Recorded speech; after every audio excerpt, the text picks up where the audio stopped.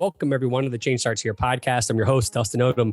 And this week, we welcome Tricia Valasek, who is the executive director of the Raise the Bar initiative in Northwest Ohio.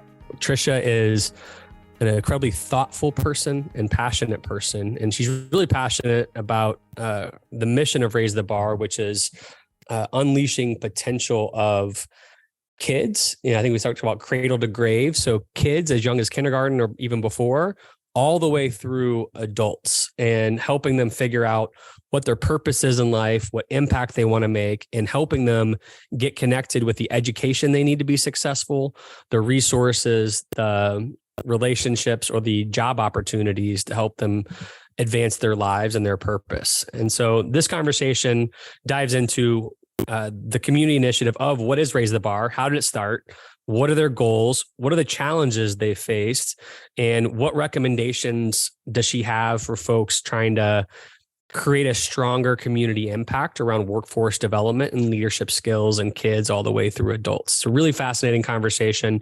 We kept it to about 30 minutes in a rapid fire, really good, healthy way. And so I think you'll enjoy the format. I think you'll enjoy, I know you'll enjoy what Tricia has to say about the impact that they're making, as well as her advice for how to continue to make that impact in your own community. As you're listening, if you have someone in your life who you think would be motivated by connecting with Tricia or connecting with what you hear here, please forward this along to them. There's also a video in the link. We just did a video about the community impact they're having there. And so check out the video. The video is really inspiring and something that gave me goosebumps in many ways. And so check out the video and share that with anybody. Tricia says one of the communities, before they started, they connected with Columbus, Indiana, on what they were doing around workforce readiness, and got a lot of their inspiration and start from that relationship. And so that's how these things work.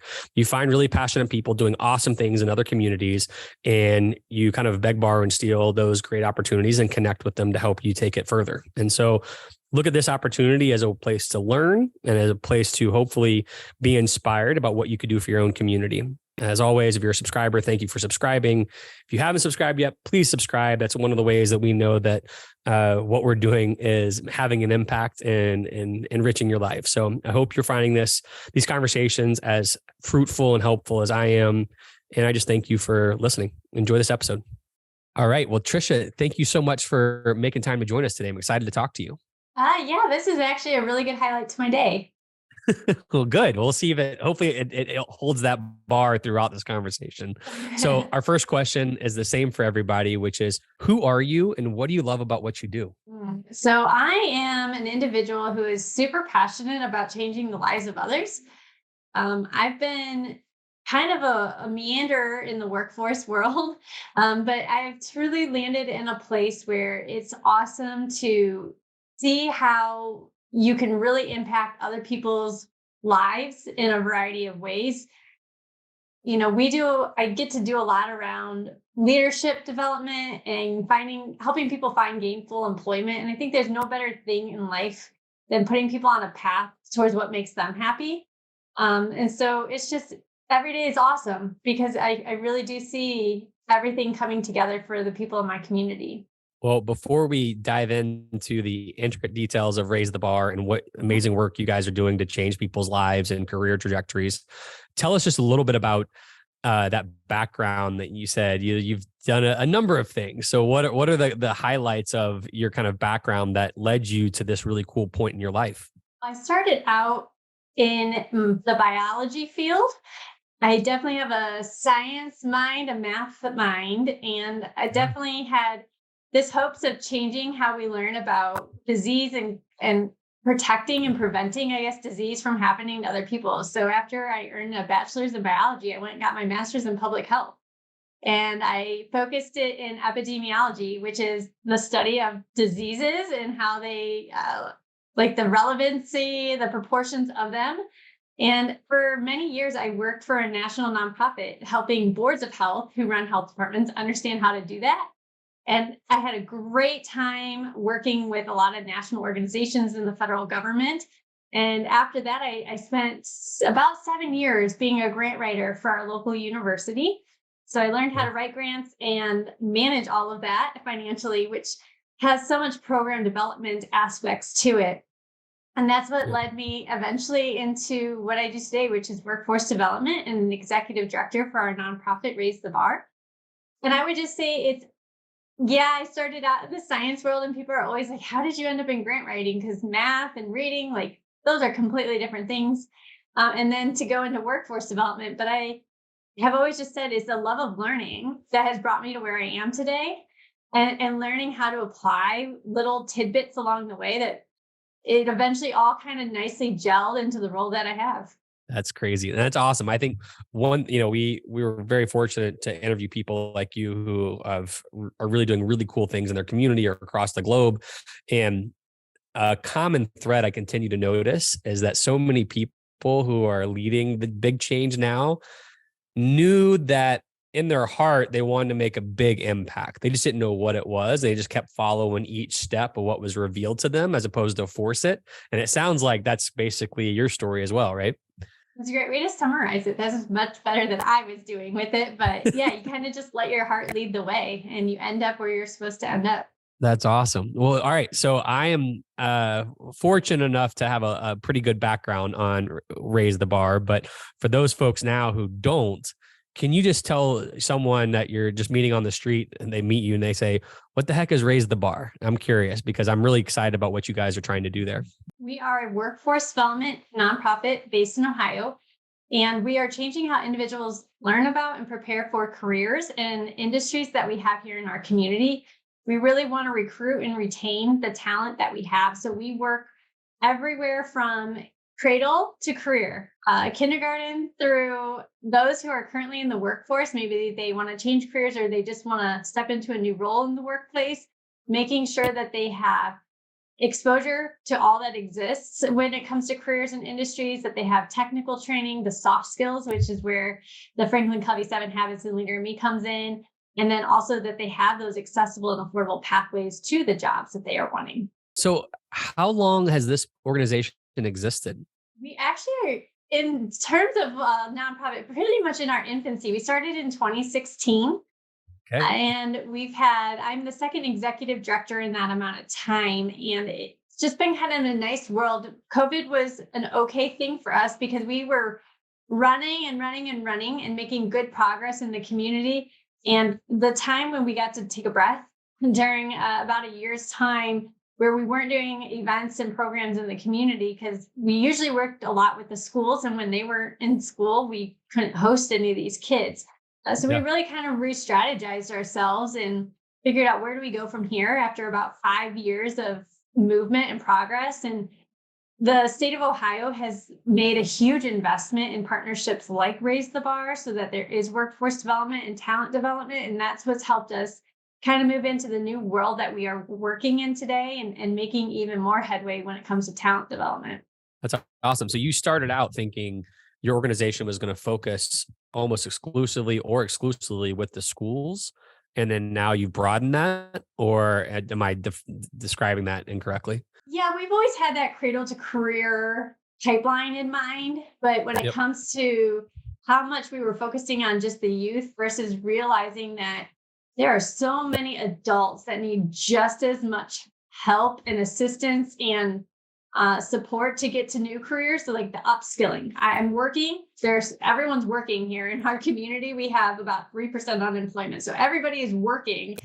Sometimes we just need to know, how do I get to that next level? Or we're a heavy manufacturing community. 1 in 4 jobs in our community is manufacturing. And it's like automation's coming. So how do we make sure that we are as progressive as we can be as we bring in new types of products and materials to produce for our community and for the world? So we started to diversify where we are heading, and that brought in the adult workforce side as well. That's awesome. So how do you all, I had a broad question of what are your goals, but really what I mean is, as you do this challenging work and really purposeful, intentional work that probably is life-changing for so many people in your community, what are your measures of success year to year? So if you think about a year from now, what tells you if you're successful? And then 5 and 10 years from now, what are those measures you're looking at? Some of it revolves around our partnerships. Who are we partnering with? Who is walking alongside us in this workforce conversation?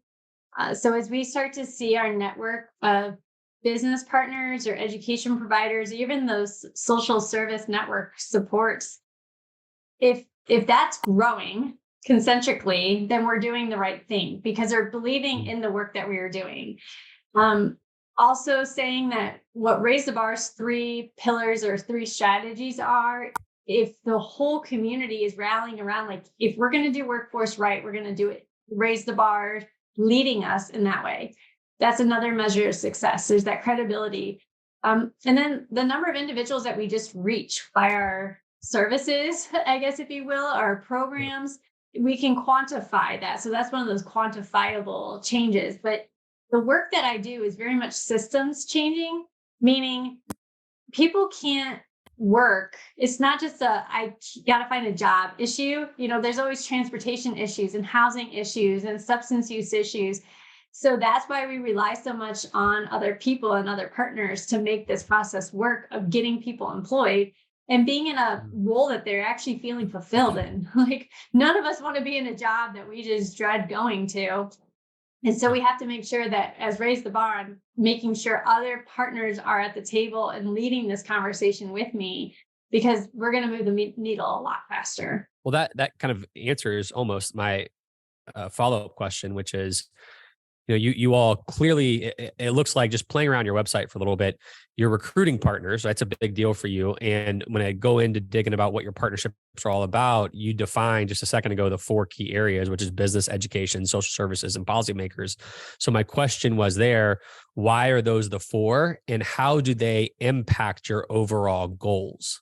When Raise the Bar was first kind of becoming an object or an idea, it was looking at those 4 different policies, like the policymakers, the business, the social services, and then the educators. They were the ones at the table in our community saying, if we don't do something coming up, like we can see the writing on the wall, the numbers, the state population in Ohio is going down. The number of kids who are going to graduate high school, therefore, are going down. Our talent pipeline might shrink if we don't start doing something.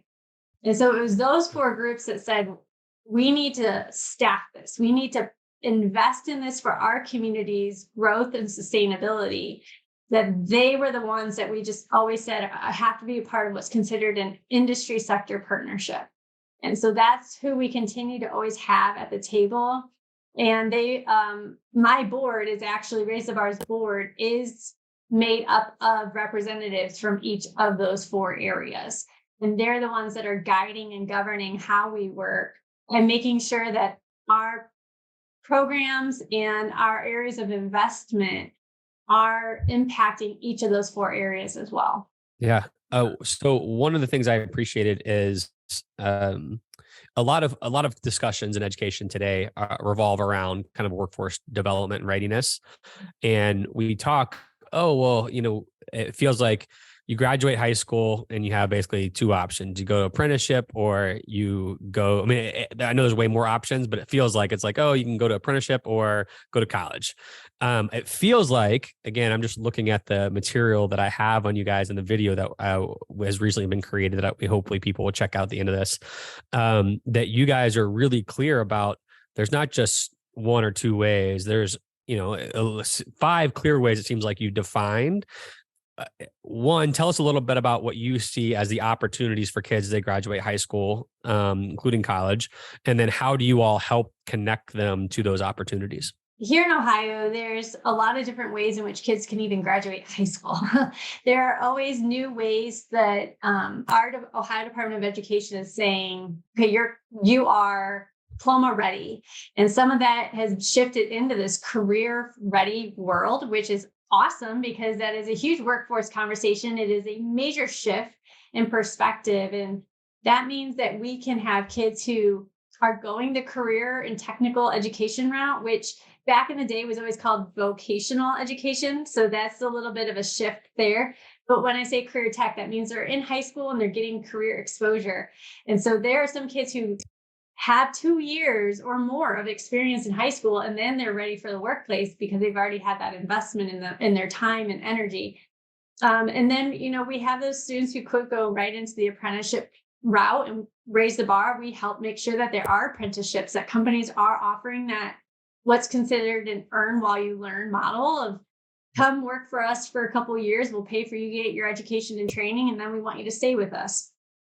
But then, we just also have to make sure that when we have veterans, we have a huge veteran population in Northwest Ohio. It helps when we down in Dayton, we have the Air Force and we've got a strong National Guard up our way. And so when people leave the military, we want to make sure that they have a way to use their vital skills that they got in the military to come back and be an asset to our employers. So how do we help them get back into it? So it's this constant, there's no one way to get into the workforce. It's how do I use my strengths? How do I recognize my strengths, my aptitude, my abilities, and my knowledge? And how do I make that something useful to an employer? So we kind of help people recognize all of that before they get into a job. So from a practical level, let's say, I was a community member and I'm thinking, man, I do want to stay here. I don't know what my path can be. I don't know if I have the right skill sets. If I see, an organization like yours and I say, hey, tell me about how can you help me? What's that experience like? One, does that happen? And two, what's the advice you usually give when I think about education / fit for the workforce? Yeah, it's awesome that you bring this up because in the last year, we had a couple different partners in our community come up and say, there's been parents who call us because their kid went to college, didn't like college, have no idea what they want to do. And I don't want them in my house without a path, right? How do I help them? Then you have partners who have individuals needing that second chance in life to start over and to find out who they are. And so those partners came to Raise the Bar and said, what can we do? And we are using some of our funding to help create an assessment process for individuals who are adults. Once you leave high school, for a lot of us, our safety net of support for career conversations is gone, right? It's what we learn on LinkedIn if we have the internet and if we're in that professional realm. But, what is in the high schools today does not exist. Well, didn't exist even 5-10 years ago, let alone does it exist for the adults. And so we took an assessment process that is used by our local career tech center called Millstream Career Center. It's a hands-on aptitude assessment and an interest assessment. And we now offer that to individuals, adults in our community to give them that personal insight into who they are and their strengths. And then after they're done with that assessment, we point them to another online software that has 3,000 videos of careers and how to develop your soft skills. And then we have those conversations and say, okay, this is what the assessment says about you. You've watched some job videos. What do you think is best for you? And then we'll take you to Owens, our community college. We'll take you to our 2-year and our 4-year colleges, or we'll take you just to an employer and figure out, is there a match? So we've listened to our partners in the community. We've created an assessment to deal with exactly what you said. That's awesome. Again, your passion very clearly up front is about helping people find their joy, impact in life, right? And so I was just thinking as we're talking, if I was that person, how could you help connect me, or how could your organization just be the conduit to find the right places, right? Or in this case, let's say there's an opportunity, but I didn't have the right skill set. Can you connect me to the education to earn that opportunity, right? That sounds really cool. One question I'm always curious with different people that we always ask is, what challenges or failures or setbacks has your organization experienced along the way? Change and growth and impact is messy. And so I'm just curious, as you guys have evolved, what have y'all had to overcome? I'd say we're still trying to overcome that. Whenever you're a startup nonprofit, you have to figure out how to get that financial investment and strategy so that you have sustainability. And I think, we're still trying to figure out, how do we not just always rely on grants? How do we make sure that what we're doing becomes so ingrained in our community that it's everywhere? And it's not one organization that's carrying the torch and saying, we've got to do this. Everyone's bought in. So there's no right one person or group that's always doing this workforce. We're all kind of doing it together. And I'm still a staff of one. Raise the Bar has always been a staff of one. And Wow. there is so much excitement in our community around workforce and really in the state of Ohio that a huge challenge is just how do we do everything, grow at a good pace as an organization, and make as much impact as we can with the budget that we do have, So I think every kind of nonprofit feels this way, but it's a careful balancing act. That's our biggest challenge. Yeah, absolutely. And so when you think about, I mean, hopefully there are a lot of folks listening who think, man, that would be a great type of organization to have in our community. What advice do you have for folks who are thinking about tackling this challenge and potentially creating such an organization or trying to help a certain organization they have evolve to make the impact that you guys are trying to make? So Raise the Bar was really formed off of a model from a sister city in Columbus, Indiana. There is a collaborative over in Columbus, Indiana that had the whole model, the vision that we have used as our framework to move forward. And I would say some of the things that collaborative has always taught us is if you don't staff it, it's not going to happen, right? So you have to find those groups that are willing to invest in the possible and the vision that they have versus like there's going to be key deliverables or key, like check the box, this has happened. And so that's why I'm going to want to invest my money. Like they've got to see where it can go. Another thing is having that going where the energy is. There's a lot of people who want to dabble in the workforce world because right now there is funding, federal, state, local for workforce conversations. But you have to go where the energy is, go where people are excited and see the vision instead of just trying to get everybody at the table. Bring together who you have where the energy is now. And then just really thinking about where is our community right now and where do we want to be and how are we going to get there together? Yeah, I think as you were talking, so Columbus, Indiana, I know a few folks that are from there really well, actually. I'm smiling because my wife's best friends are from that area. Do you all stay in touch with the people there, or is that something that when it got launched, that was a big deal and that relationship helped, or is that something that you're able to continue on that relationship even to today? Yeah, there's always been a nice relationship with that team over there. Not that we rely on them for any more coaching and guidance or anything. It's just more of a, hey, let's celebrate. Thank you for giving us what we needed to get started. And we are so grateful to recognize where we started and where we are now and letting them see that celebration too, because it feels good for them too, to say, wow, like we're doing this. They do this all over the country now. But we were a part of their starting point too. So it's a win-win for us all. That's awesome. Before I get to our closeout questions that we ask every guest, is there anything that you'd like to share specifically about Raise the Bar that I didn't ask, or about your kind of vision for the future that you want people to know? The soft skills, the Leader in Me, the 7 Habits framework it was started in our community by a single school district with Findlay City Schools, which happens to be our biggest school district in the county. It was because of that group of individuals, actually a principal and some teachers at one of the small buildings in the district, that brought it to our attention and said, hey, it's amazing to see the changes in our children when we have this type of environment created where they're a part of the conversation. And it got everyone in our community so excited to say, what could we be doing with the Leader in Me? What other districts want to be involved in this? And over the years of Raise the Bar being in existence, we have brought together community resources to help fund it. So the Leader in Me has started in just like 1 or 2 buildings in Findlay City Schools, and that now covers all 9 buildings in the district. Plus, we've added in several other of our rural districts. So we're covering about 8,000 of our kids every year with the Leader in Me framework. And we said, You know what?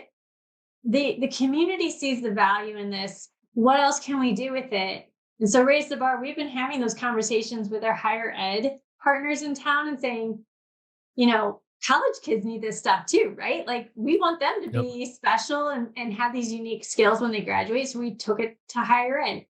And then we said, shouldn't our employers be having these? Like, we want it to be so that when kids go home and they're like, hey, mom, hey, dad, you should put first things first today.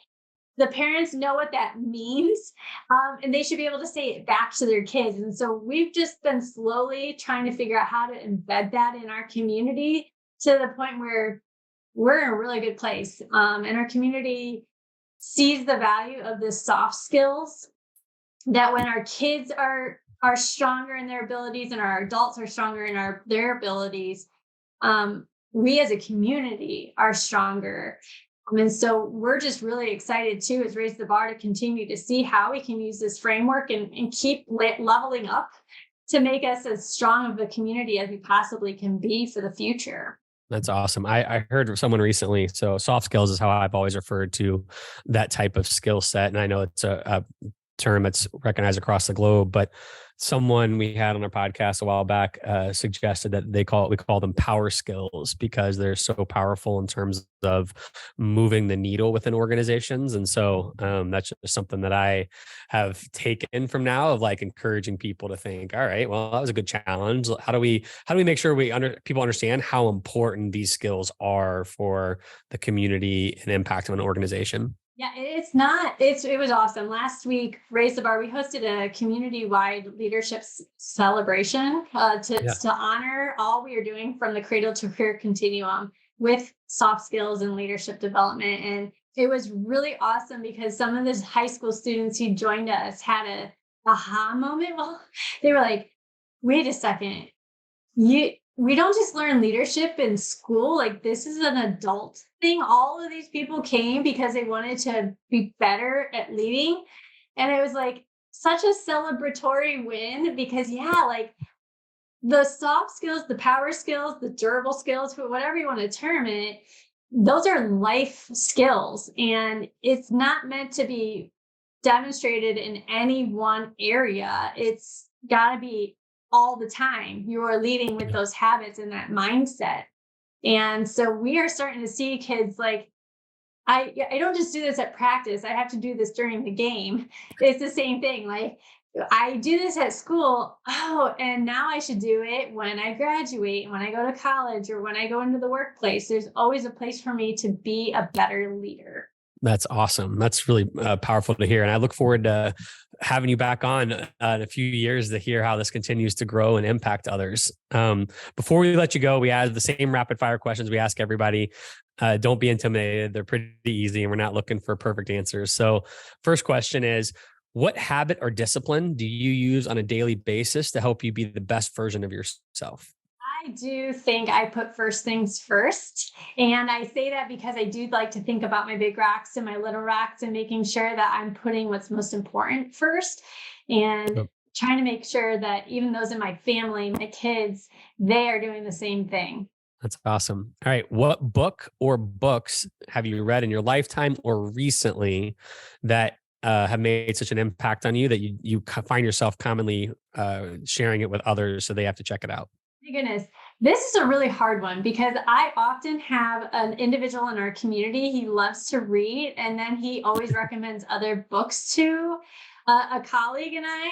And there's been quite a few that have just come down the pike, but I couldn't put my finger on one. But today I did get a book at a summit that I was at, and it was about like the 10 ways to change your attitude, just kind of always finding that hope and that strength and reflecting. And so I'm very excited to get into that book a little bit more, but how to keep a good attitude going. Yeah, I appreciate it. All right. My oldest son here, I have to always preface it because I have to give a shout out to Luke on the podcast who likes to watch these episodes on YouTube because he thinks it's cool for whatever reason. We used to ask like what songs you want to have in your playlist, but now because he's obsessed with baseball and we are in the St. Louis area, so St. Louis Cardinals is everything, and he loves walk-up songs. He wants to know what everybody's walk-up song is. So it's a short way to say, what's your motivational song or go-to song currently? It can change, he says. But right now, when you think of I need a pump-up song, what is that? So in college, I had a professor who asked us on a test as like one of our questions about if you walk into a room, what's going to be playing. And my son's a baseball player too, so we just chose his walk-up song. Um, classic rock or 90s alternative is where my mind always wants to go. And I think that plays on 90s alternative is now classic rock locally. So that's what's That's scary. crazy. Don't tell me that. That's I crazy. know it totally has hit our classic rock channel. Goodness, some Green Day songs always pump me up. And my daughter has started playing them as her alarm in the morning. So I'll go with a Green Day song. That's awesome. I started a playlist that I called for my kids called High School Hero. It's like my High School Hero workout mix. And it is, I guess, considered classic rock by what your standard is, because it's all 90s rock, grunge, whatever. That's Yes, amazing. the grunge bands. Yeah. Yep. All right. I'm here Classic for that. rock. I am that now, apparently. All right, let's keep going. Last question. This isn't supposed to be hard, so don't bend your brain too much around it, but you're surrounded by really cool people in your community that are influential. You're surrounded by great educators. You just went to a cool summit, whatever that was about. The question I'm curious always to ask people is, what's the best piece of leadership advice or personal change advice that you've come across? And it may be what you shared about the book earlier that just hit you in a unique way that you're like, man, I'd like to share that when I get home to dinner tonight or this weekend with a friend or something. I'm just curious what that piece of advice is that you've gotten recently, or you can just never get out of your head. I would say that it's no matter where you are, you can always lead from where you are. That everyone kind of has this vision that when I'm a quote unquote leader, that means I'm over somebody else and leading them towards something. And instead, it's like lead from where you are. You can be leading your peers side to side, leading even up above you, but lead from where you are, no matter where you are in life. And just recognize that being a quote unquote leader doesn't mean I'm telling people what to do. It's being an inspiring point of change in someone's life, and having that ability to influence the way that people think about themselves and see themselves with value and purpose, and uniqueness. And so I think no matter who we are, and those that are surrounding us, that we can do that when we lead from wherever we are. That's super inspiring, because one of the reasons I came to FranklinCovey Education and why the Leader in Me process spoke to my heart so much was I wanted schools, every kid in every school, to recognize they have worth and potential. And I wanted them to recognize that in spite of your grades, in spite of if you like extracurriculars or not, in spite of how, like, whatever it is, you matter. And just like you said, you are a leader because of your influence and being, not because of a position. Do you find, because clearly that's where your heart is, do you find as you see adults at different stages in their life that they struggle to understand they matter and that they are leaders and that leadership is positionless? I do. And I don't know what happens from that moment when you do believe in yourself and all that you are possible of, and to then all of a sudden into thinking like, I am where I am. Like, I don't know what happens in people's mindsets where that growth mindset changes, but I wish we could have this silver bullet of like, no matter what we do and what we say, people are always excited about who they are and they see their potential. And no matter what the job is that they are doing, that they see that it is benefiting others. And that takes a little bit of mind training to say, my job is to like make this place as safe as possible for other people so that they can do their best work. That the food that I'm bringing is nourishing to the mind and into the body, and just thinking differently about what we do and who we are and how we serve the greater good. That's great. I think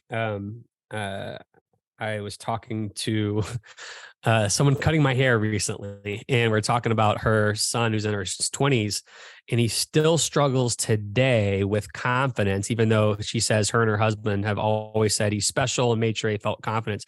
But because the messages that were sent to him in high school, because he didn't enjoy learning modality, he feels like a failure or not smart. And so it's crazy to me to see how long I've met recently 50-year-olds who still struggle with how the message that were sent to them at that age, in spite of the loving people they have in their life, they still feel that way.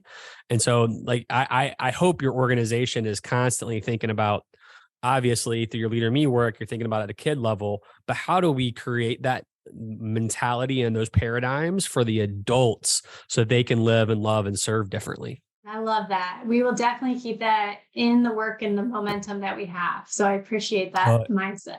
I appreciate you. You're the one that lit the spark for me. I was like, oh man, I didn't even think about that. I've thought about it for kids forever. I don't often pause enough to think about that, how that matters for all of us, not just our kids. So Tricia, this was awesome. I hope you enjoyed it as much as I did. This was a really great conversation. My mom is a CEO and executive director of a nonprofit in Florida. I know the hours and tireless commitment that takes and sacrifice for your family and away from your family. And so I just hope you feel encouraged by the work you do every day. And I hope you continue to fight for what you know is right for your community. And thank you for letting us be a part of that journey with you. Yeah, thank you very much. All right. Well, wish you best of luck and hopefully get a chance to talk in a few years from now.